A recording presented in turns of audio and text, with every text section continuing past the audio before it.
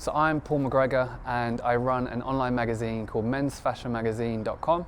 I also raise awareness for mental health, especially mental health amongst men. Hey guys, Paul here, and in today's style video I'm going to cover something that's extremely simple. It's going to have a huge impact on the way you dress. I'm going to talk about 9 things that successful people make a habit of and how you can create these habits to make your life more successful.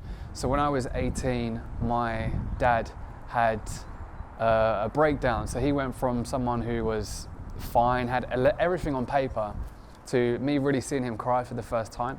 And long story short, within the space of about 2 weeks, he attempted to take his own life for the first time. And after that, he was in and out of a mental health unit. So that for me was really the first time that I saw mental health, a mental health unit, and really started to understand what mental health was.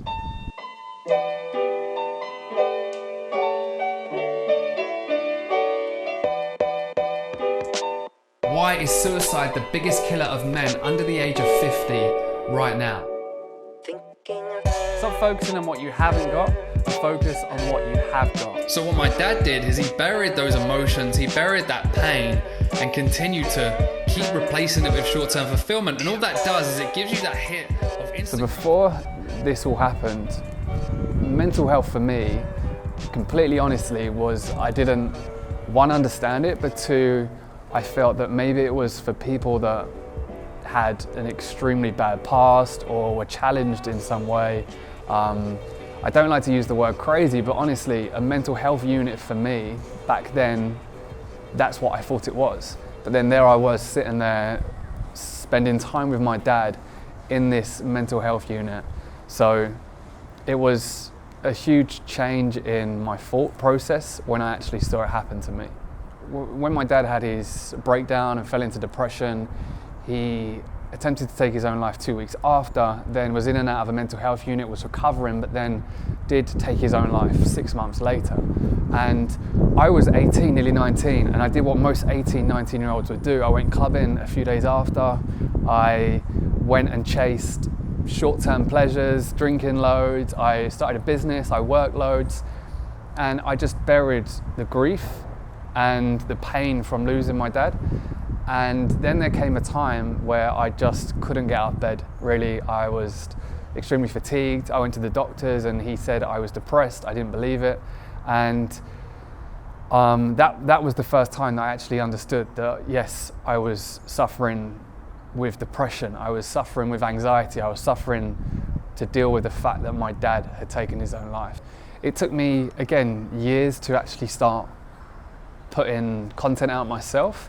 So when it came to the magazine, I was always the guy behind the camera, because I feared what people thought of me, judgment, all of that, tons of insecurities. And then all of a sudden, when I started to create content, when I started to put my face on videos and my face in articles, it was daunting at first, but then at the same time, I knew that it was a good decision for business at the beginning. So I started to obviously create content around fashion, around style, because that's what the magazine was about. And I did a few videos on mental health and self-improvement, and those are the ones that I really enjoyed doing. But looking from it from a business perspective, they weren't getting any views. So I then kind of just went all in, just creating content about fashion, and just was focusing on the numbers, just chasing views, chasing, I wouldn't say fame, but just chasing money in some way. And I learned a lot from that. Although it's not something that I want to do now, I learned how to deal with internet trolls. I learned how to break that comfort zone of obviously just being open and sharing on camera. And I feel like now that's helped me be open to talk about mental health through video and through blog posts as well. Being open, this open is free therapy. I always say this. I did a speech or a presentation in Atlanta in America last year, and it was to 200 men. It was a conference, people there to better themselves, style, business. And my talk was on depression, and I never ever really spoke about it to a huge audience. And honestly, that for me was the best therapy that I've ever had. Even just grabbing a camera now and talking on YouTube, or sharing something on my blog, or just putting something on Instagram, it helps me rationalize the way that I feel. So yeah, definitely sharing how I feel is almost like free therapy. So now, if I ever have a low period, or I can feel, I wouldn't say depressed, but when I can start to see that I'm going down, then I have habits, and they've built up over years. But one of the main habits is journaling.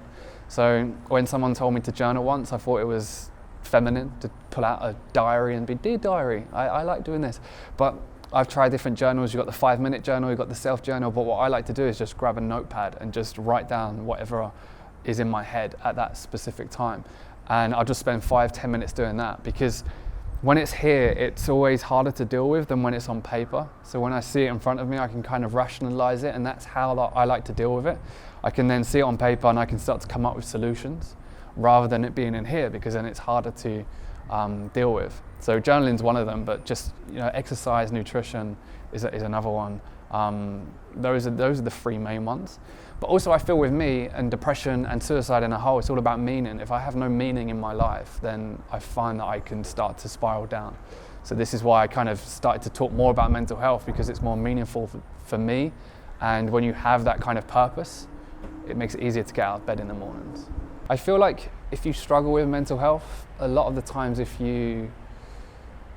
sounds hard saying it, but I found that you can use it as a strength, because I'm a big thinker, and that's horrible sometimes, because I can find myself in a really bad place, but and then at the same time I can use that in a positive. A lot of extremely what you'd label successful people have all suffered, or artistic creative people have all suffered with mental health. So that's kind of how I see it.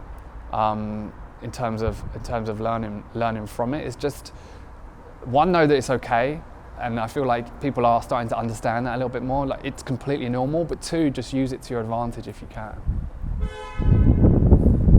Timing.